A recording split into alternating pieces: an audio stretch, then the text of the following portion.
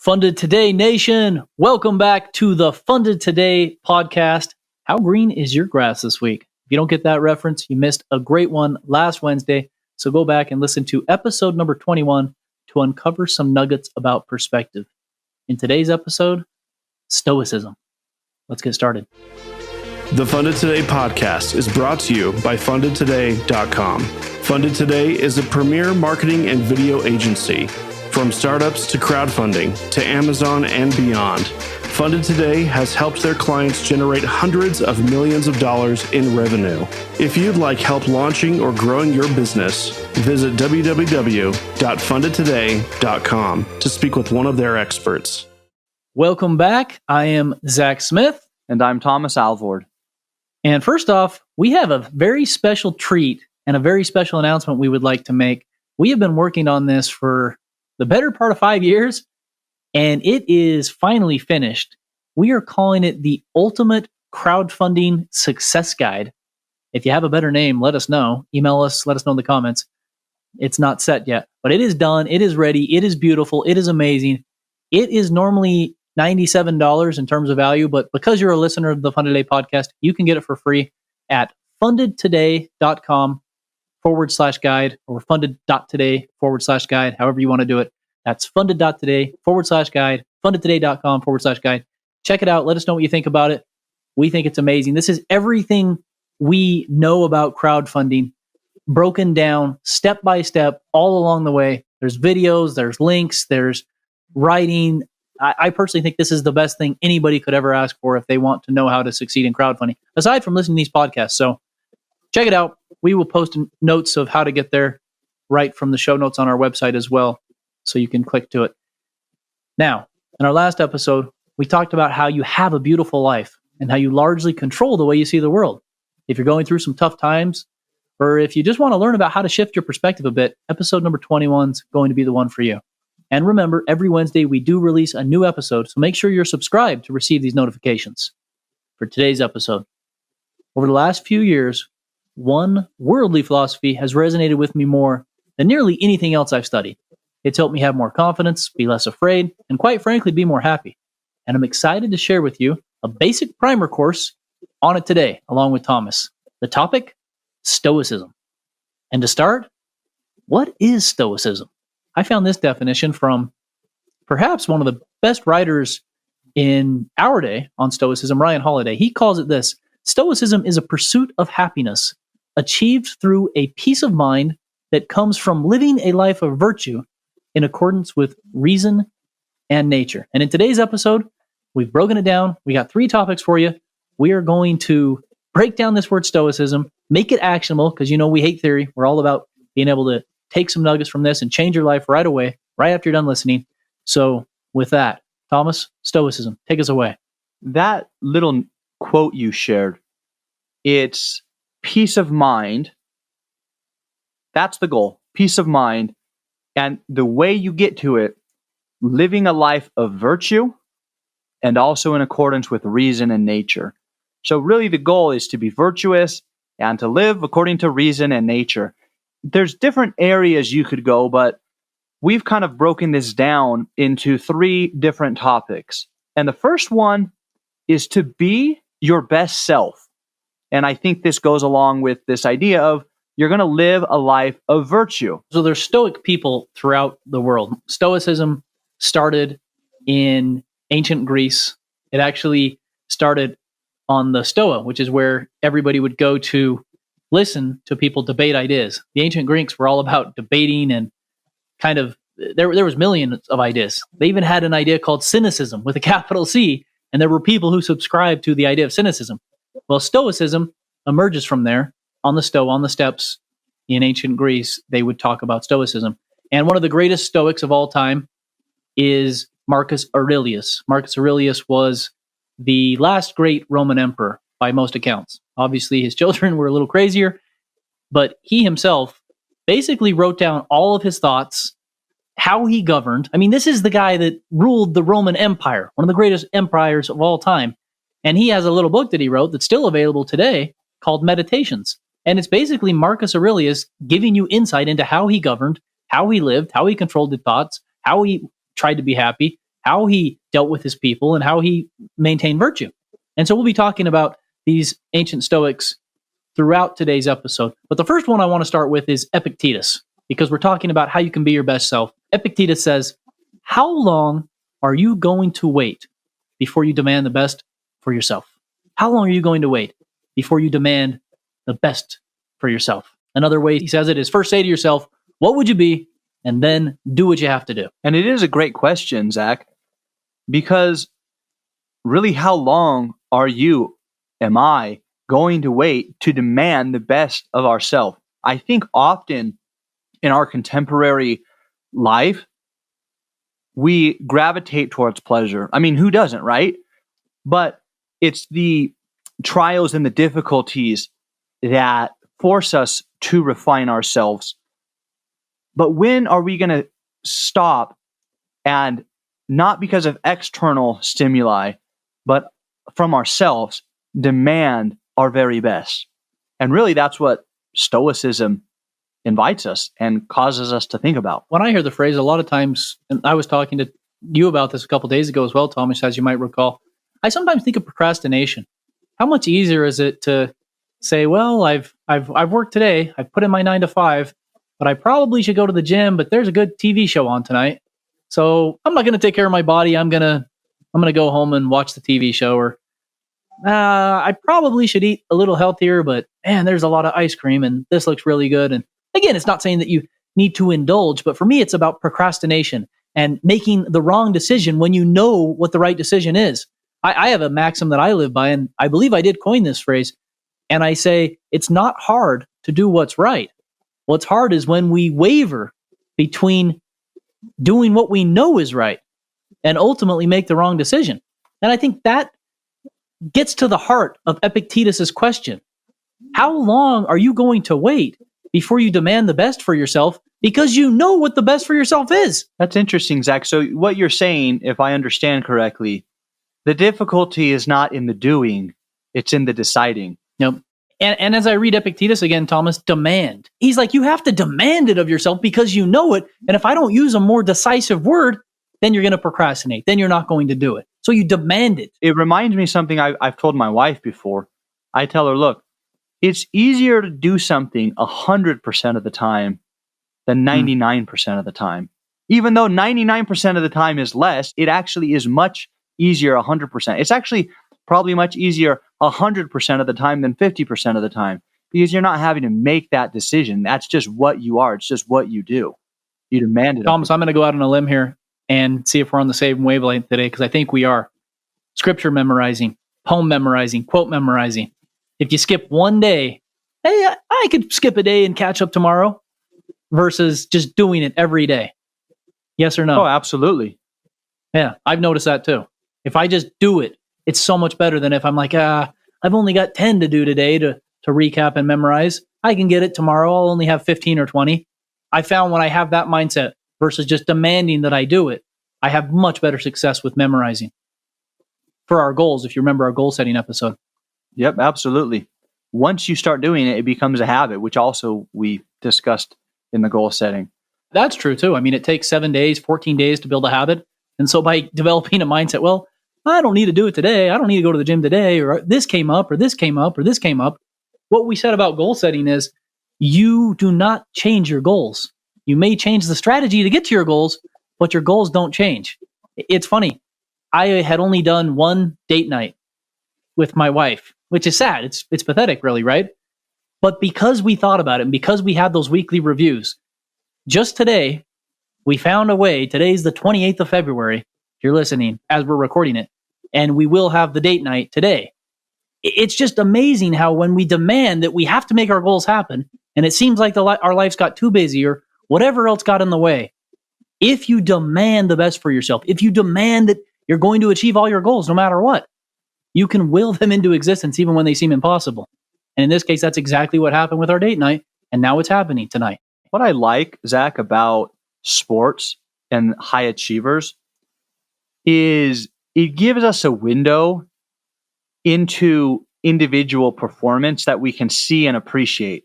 If you demand of your best self that you're going to read X number of books, that's hard to see or to quantify. But if you have a basketball player who's scoring X number of points, it's easier to see. And I used to think that the best players had the best latent talent. And I think there's something to talent, without a doubt. But as I've seen the most successful people, it's because they've demanded it of themselves. They'll go practice 4 or 5 hours when everybody else is home. They demand it. And maybe that's driven from a desire, but they demand it. It's like, what's the boxer quote that we were just talking about the other day? Ali. Yeah. I love Muhammad Ali's quote. Ali, probably the greatest boxer of all time. How does he say it? I hated every minute of training, but I thought to myself, suffer now and live the rest of your life as a champion. What was so interesting, I shared that with my wife, and she said, that's weird. He didn't like it. Usually if you're doing something, you like it. And I thought, yeah, that is weird.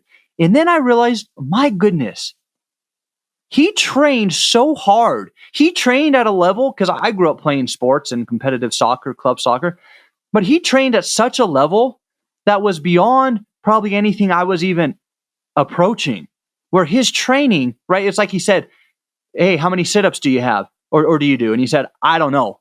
I don't start counting until it hurts, right? He is somebody who demanded of himself. That's why he hated it. That's interesting. He probably would have liked it if he just said, I'm going to do 100 sit-ups today. But he hated it because look at how hard he went. That's a good perspective on it. He didn't go to practice to just, I'm going to use a soccer analogy because that's what I'm used to, right? Hey, I'm just going to go kick the ball around. It's fun to play soccer. The guy will cross it. I'll try to do a scissor kick or a bicycle kick. And no, it's like, no, what I need to improve in, I'm going to do that. Even if it's misery, I don't care. I'm going to demand it of myself. And he became the greatest, right? So we have to demand the best of ourselves. That's Stoicism. Last one on be your best self. And this one kind of hits it home because we talked about judging and we talked about comparison. Well, how do you deal with that? The wisest advice I've ever seen comes from Plato. He puts it this way: when men or women speak ill of thee, live so that no one will believe them. Let that sink in for a sec. And that really is striving to be your best self. And I realize it also relates to the third topic we'll get to, which is to control what we have control over, control the controllable. It's funny you say that too, because I thought the same thing as you made that tie-in, Thomas. Because you can't influence or change or control what men speak of you, but you can have control over how you live. So just focus on what you have control over and live so no one will believe them. That's powerful. I've seen this happen with different people where somebody will say, well, this guy's this and this. And you'll see someone in the audience, oh, that's interesting. I've never really seen him that way. Are you sure? And they start questioning. That's the beginning of knowing that you're living the way that no one will believe when other people gossip or talk bad about you. And I think that's a very, very powerful thing. It's something I have to practice and think about all the time because of my public persona, because of this podcast alone and all the different things that we teach. You worry that by saying these things and talking too much and not listening enough, that you become hypocritical. And of course, that isn't our intention. And so for me, I think about what Plato says here often. It's constantly on my mind because I want to live up to that maxim. I want to live my life in a way so that while there may be lots of people who feel a certain way about me, the people who really matter will never believe them because they know who I am.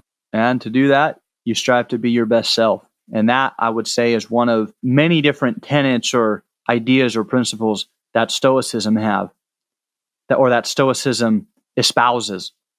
Moving on to the next topic, which is a beautiful subject and idea, which is this idea to curb your desires. Because our argument on being your best self is that we kind of know what we need to do. Well, then how do we get it a little bit more concrete? Well, we believe that to become your best self, you have to curb your desires. We talked about this quite a bit in the last episode. If you didn't have a chance to listen to that one, episode 21, give it a listen. In that episode, we talked about how if we do not curb our desires, we can make our needs wants. There's an example that I didn't share that I'll share now with you. You might think you need a house. You could easily rent and you'd be perfectly fine.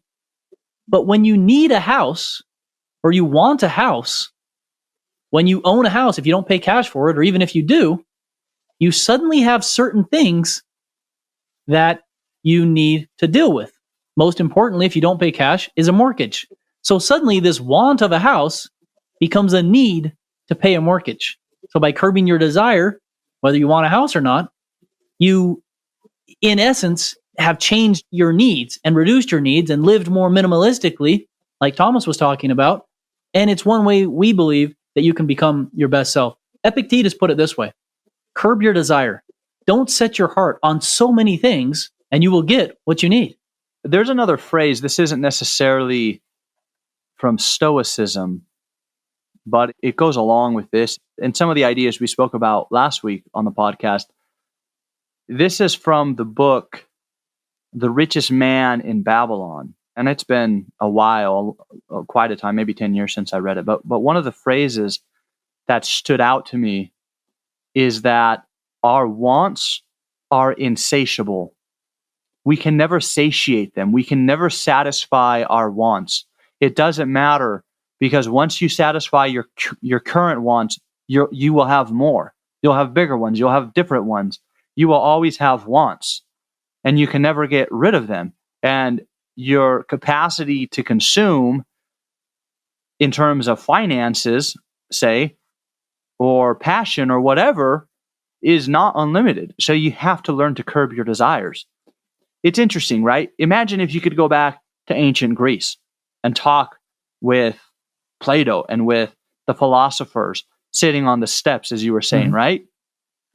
How much of a different conversation that is than you would get in contemporary society today, which is kind of ironic, right? We're a marketing company and we run marketing telling people to, hey, buy this, right? So it's almost ironic we're talking about this.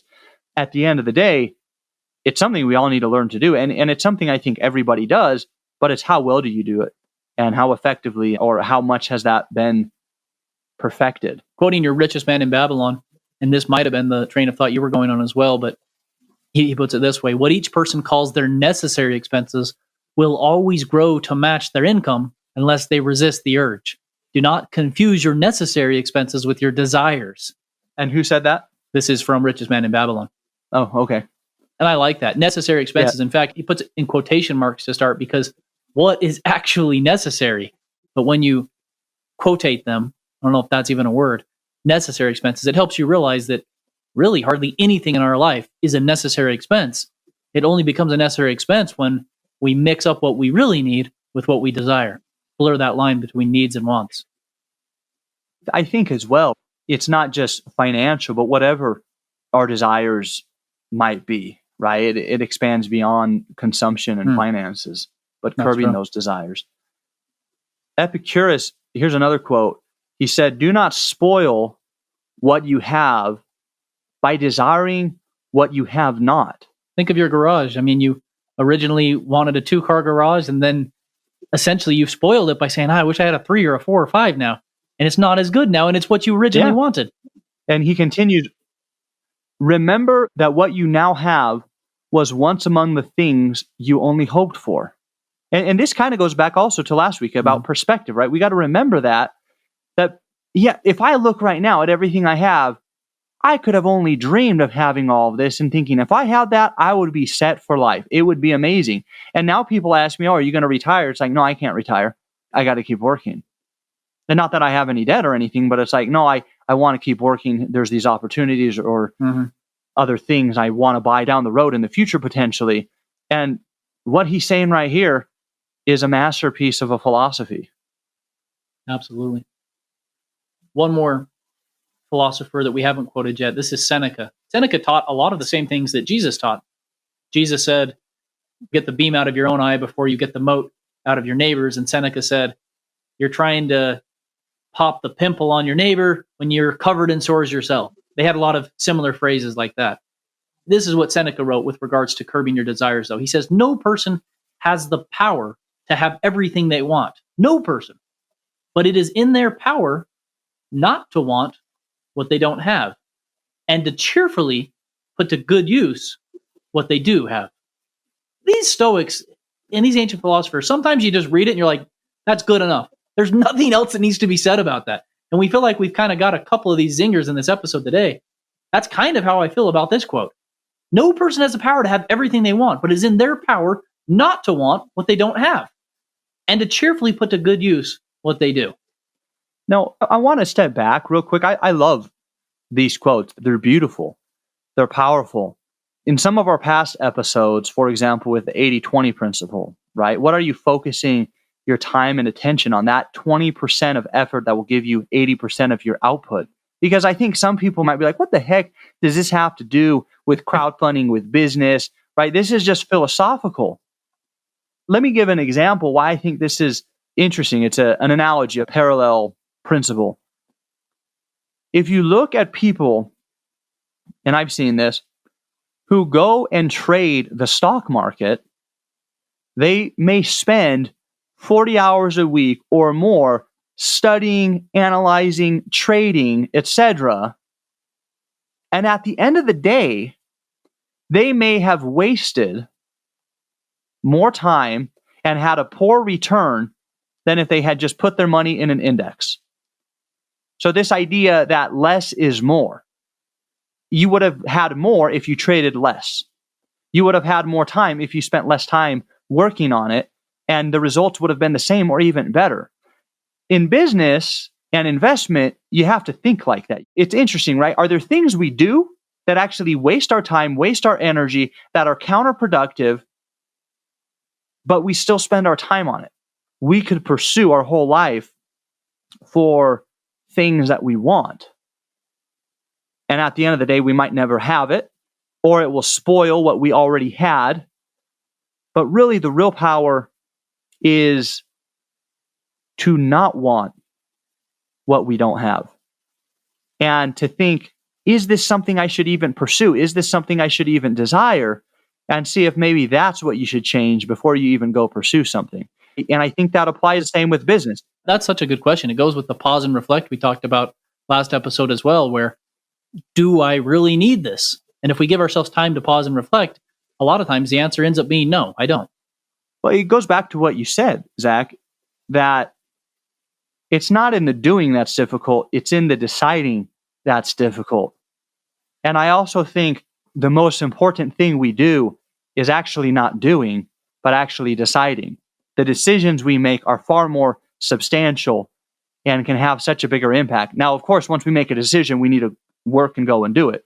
But it's those decisions. It's how we approach things. And that's the beauty of Stoicism. It gives you a framework to look at things and to ask questions about yourself and what you want to be, to really fine-tune what matters. I love what you said about decisions, Thomas, too. Decision making being, what can we say no to? We don't necessarily think about that as much, but time is the only thing we all kind of have no control of. It goes and goes and goes.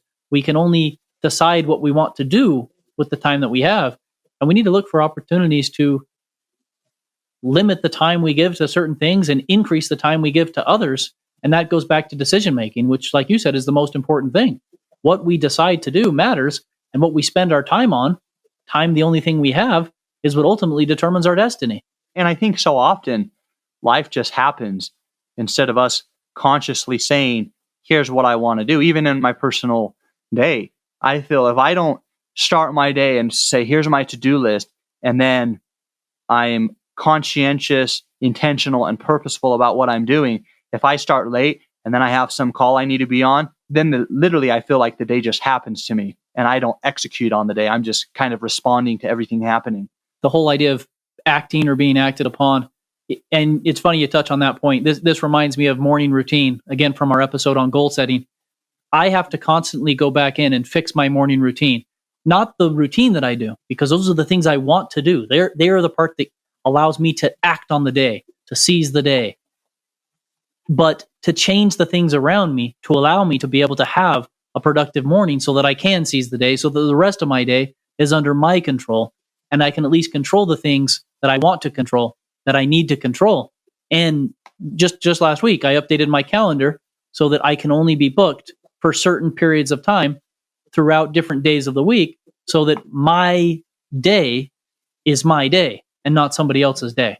And I think that leads us perfectly, Thomas, into the last topic we want to talk about today, which is what we can do today is all that matters. We need to control the controllables. as the Stoics might like to say. Well, and you have the dance of death, right? Maybe you could share what that is.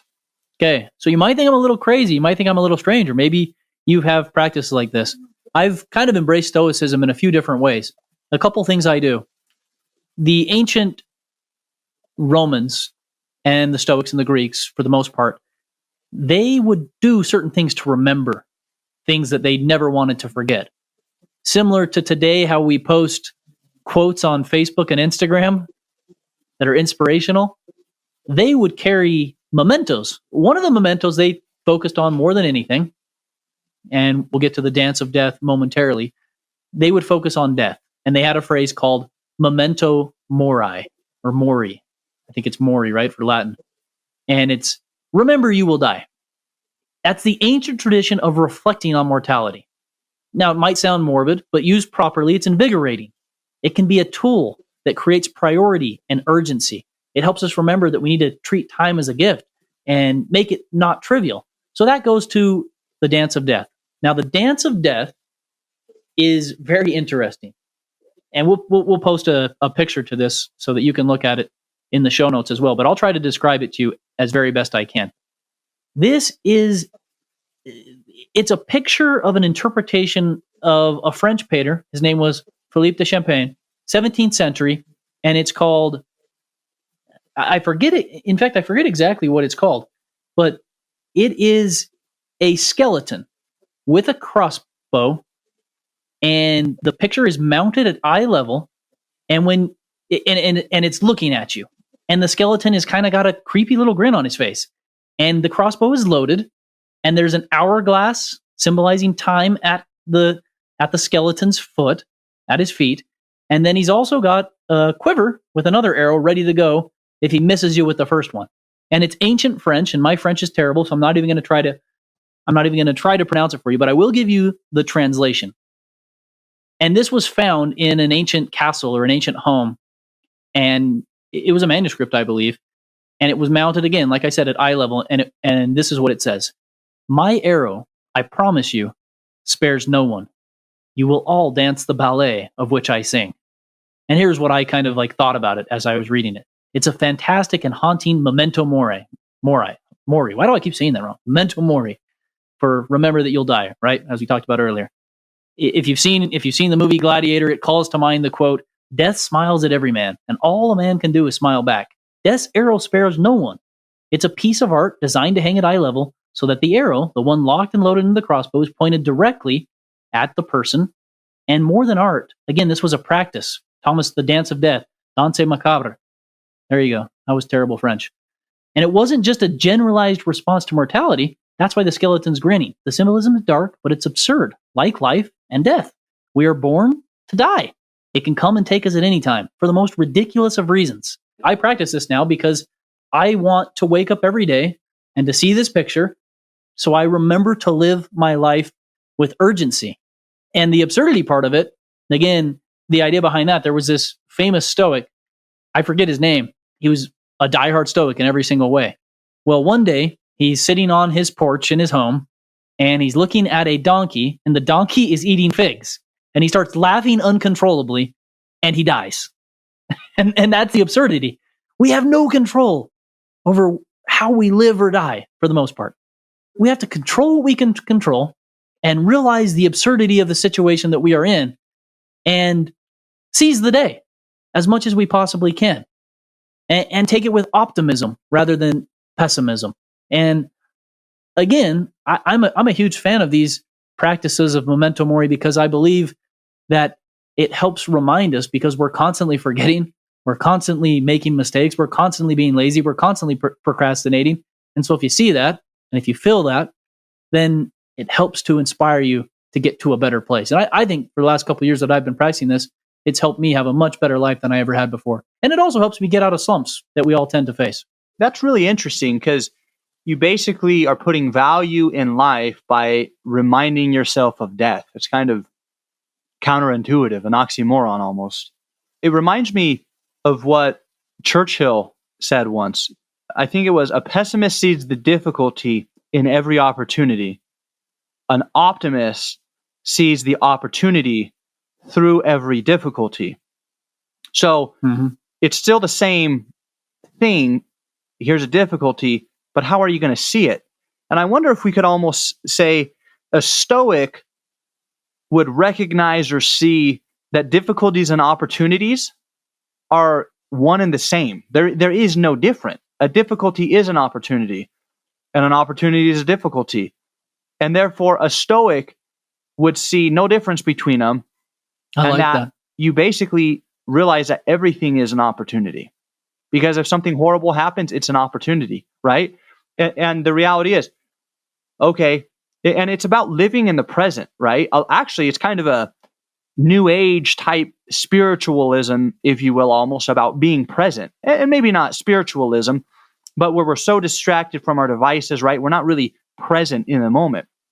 And Stoicism was all about, all you can do is what you can do today. Don't worry about yesterday. Don't worry about the future. Like, you don't have control over those. Just live in the present today. Seneca gave some reassurance. We are more often frightened than hurt, and we suffer more in imagination than in reality. Why is that? Why do we worry about so many things that never happen? And by doing so, we cause ourselves more grief and suffering. And like I said, I kind of believe in the whole manifesting your own destiny concept, as crazy as that might sound. And by thinking about all these terrible things that happen, I believe they're more likely to happen simply because our thoughts control so much. Control the things you can control. And don't worry about the things that you don't know about or that haven't happened. It's amazing. We suffer more in imagination than in reality. I look at myself, and sometimes when I get upset, and I think often if there's a conflict or a dispute, you get all hot in the head and in your mind upset at somebody, and you create this argument back and forth, and you don't even know what they're going to say. And that's also why I think sometimes talking with you or role playing, and I might get more heated or whatever as we need to go resolve some issue, and then we go to resolve it, and then I'm not like that, right? It's like, oh, you were a lot softer. Well, it's because you're not living in some imagination. You're living in reality, and that usually is actually not as bad as the imagination. And it's funny you talk about role playing. I was actually having that same thought with regards to this as well. What we can do, because these thoughts are natural, this is going to happen to all of us. When they do happen, the best thing to do is to role play, because now you have control over that situation, and you can plan out all those imaginations in your mind and act them out and go down that line of thinking and play out every possible scenario imaginable. The Stoics actually did this. They would have in their mind shipwreck, heartbreak, death, failure, all these terrible things that could happen, and they would be constantly on their mind so that they wouldn't worry about them, but so they just realize these are possibilities and we're considering them and nothing more. They don't let those things happen because they can't control them if they do. If their ship gets wrecked, there's not a lot they can do if a storm comes up out of nowhere and takes them down. If we have something terrible happen in our life, a lot of times there's nothing we can do. We can plan for them, we can think about them, and that makes it so we don't have to imagine them and worry about them. Like Thomas and I said, we do quite a bit of that when we're trying to resolve something that we think is going to be difficult. And like he said, more often than not. In fact, I'd probably say always. Maybe you and I are just so pessimistic and cynical and negative. I don't know, Thomas, but always our role plays are more combative, more aggressive, more terrible than the real situation ends up being. Without even thinking in terms of Stoicism, because you and I are similar in some regards. For example, when we both bought our houses, we didn't want to go into any debt. We didn't want to have any of that risk or to overextend ourselves. In a way, we were looking at it, I was looking at it saying, I don't want to assume this because I don't know what happens if everything tumbles. What happens if the market crashes? And not in a pessimist way, but thinking, I don't know what's going to happen. I can only control what I have control over, so I don't want to overextend myself. If I knew, my trajectory is going to continue, the market's going to continue, it's like, okay, there's no risk. It's actually kind of ironic, too, that part of Stoicism is I'm going to live today because that's all that I have control over. Yet at the same time, you still look forward to the future and not to let it worry you, but just realize here's outcomes that could happen just so your mind's prepared. And if it happens, I knew that would happen. If we want to bring this more modern day, everybody talks about the classic book, How to Win Friends and Influence People by Dale Carnegie. It might be the most quoted book I've ever seen. Anytime someone says, what's the best book you've ever read? That one seems to pop up on the list. Here's one you probably haven't read. It's actually just as good. It's called How to Stop Worrying and Start Living, and it's by the same author, Dale Carnegie. My favorite part of that book is actually on this topic we're touching on right now. And here's what he says to do. How to stop worrying and start living. Ask yourself, what's the worst that could possibly happen? And go through it line by line by line by line, whatever it may be. Like, get to the actual root of the matter. What's the worst that can happen? Let's use Tom's example. The stock market goes down and I have some money invested. Okay. Does it ever rebound? No, never rebounds. Okay. How much of my money is in there? Well, 30%. Okay. Am I fine losing 30%? Well, that would do this and this and this. Okay, great. And you get all the way down to the very end, and then you ask yourself the second question, can I accept this? And if the answer is yes, wonderful. Don't worry. And if the answer is no, fortunately, you've gone through that thought process and you can change it. And you can make the worst case scenario acceptable to you, whatever acceptable ends up being. It's a great exercise. And I do it all the time. Every time I make a decision that frightens me, I go through this and I'm no longer frightened by the end. That's really good. I hadn't heard of that. I'm going to have to do that next time. Yeah, it's a great book. A lot of people haven't heard of that because everybody reads How to Win Friends and Influence People. And really, you probably should learn how to stop worrying before you try to get friends. Seneca put it this way, what is quite unlooked for is more crushing in its effect, and unexpectedness adds to the weight of a disaster. This is a reason for ensuring that nothing ever takes us by surprise. He might have been the one that said shipwreck, heartbreak, and all those things. I forget. I'd have to look that up. I'll post it in the show notes for everybody. We should project our thoughts ahead of us at every turn. I love that. Project our thoughts ahead of us and have in mind every possible eventuality instead of only the usual course of events. Well, I think the takeaway is you need to be prepared, right? And be planning for anything, and you'll never be surprised or scared about your future. Whatever happens, yeah, I realize that could happen, and okay, this has happened now. And guess what? As you practice this, you get even better. So eventually you're like worrying about stuff that people haven't even considered who've never followed this practice before. The things I'm worried about are like building a house. I'm like, do I need earthquake insurance or not? And most people might not even get there, right? Like, you get to a level of thinking and analyzing such that the things that you're worried and thinking about, other people haven't even considered. And by having that foresight, you tend to essentially look like you're predicting the future. It's a very powerful thing. You're not predicting the future, but because you've thought so much more about every possible outcome and nobody else has given it any time or thought because everybody's just acting impulsively for the most part, you significantly increase your advantage over everybody else. And it's not even close. Here's another quote, Zach, that Epictetus has shared, which I really like. He said, don't seek for things to happen the way you want them to. Rather, wish that what happens happen the way it happens. Then you'll be happy.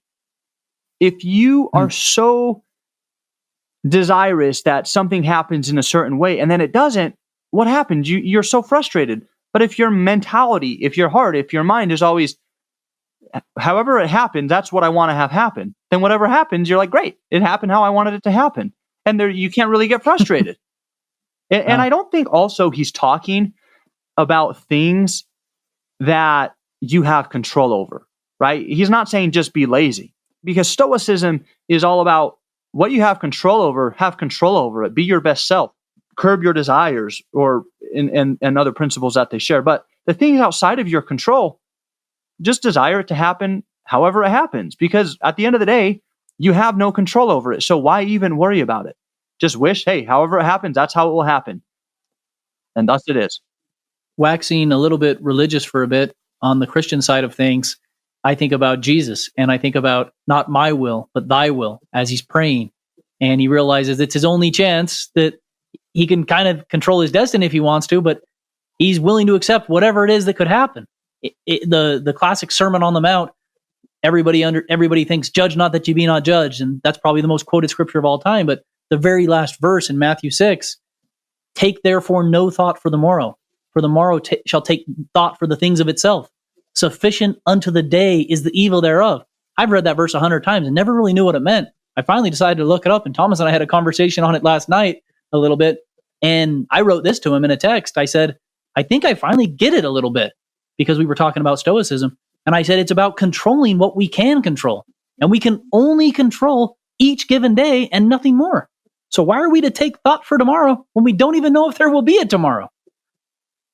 I think that's what we're trying to get at here when we talk about controlling what we can control and embracing what happens to us, but taking action and making things happen as much as is possible within our own control. And these things we've talked about, Zach, really are just a dabbling in Stoicism. I mean, there's books and books and books on so many of the different philosophers that I think give such unique and useful insight into how to live life, how to think about life, how to approach life, and not just life, but business and what you're pursuing and relationships, that it empowers you to live a fuller life, a richer life. And what I love, these are 2,000, 3,000, perhaps even longer year-old principles, and so they've stood the test of time. When we still read these quotes and they resonate with us today, there's meaning behind that. A lot of the greatest wisdom of all time is readily available for you. And we're not saying you need to quit everything you're doing and become a Stoic. I don't even practice that. I think it's something that you can add to what you currently believe or tweak some of the existing negativity in your life. And by adding these elements and by adding this way of thinking, you can truly become a better version of yourself and be happier, which is really what the goal of entrepreneurship and business and just living this life is anyway. It's to find and enjoy as much happiness as you possibly can while helping others experience happiness along the way. And I remember just maybe a month or two ago, there was some issue that happened at Funded Today with some of our team members, and we couldn't really find a resolution. And I said, it is what it is. And I say that often. And I know some people misunderstood me and thought, oh, Thomas doesn't freaking care at all. Look, he's just saying, oh, dude, just who cares? I think that's how they interpreted it. I was saying, look, it is what it is. I can't reverse the clock. I have no control over it. So it is what it is. We learn from it. We see what we can modify or change, and we move forward. And that's really what it's about. What do you have control over? Worry about that and nothing else. Because why should you worry about anything else? It'll just cause you to be stressed and probably die sooner. And live in the present day. Curb your desires and be the best that you can be. Carpe diem. Live each day to its fullest because you'll never know what's going to happen tomorrow. Thanks for listening. That is our episode. And now, for perhaps our favorite part of the episode, we always love showcasing the wonderful products that our creators bring to life. And we've got a couple good ones for you today. Mine, for the Funded Today product of the week, is Smart Garden. Smart Garden is this nifty little garden with compartmentalized trays where you can literally grow your own garden. And it's unique to some of those hydroponic things and other inventions that are already out there in that they focus on sprouts and small greens, items that are packed full of nutrition, but grow 24/7. We're talking beans and sprouts and legumes and all these wonderful things.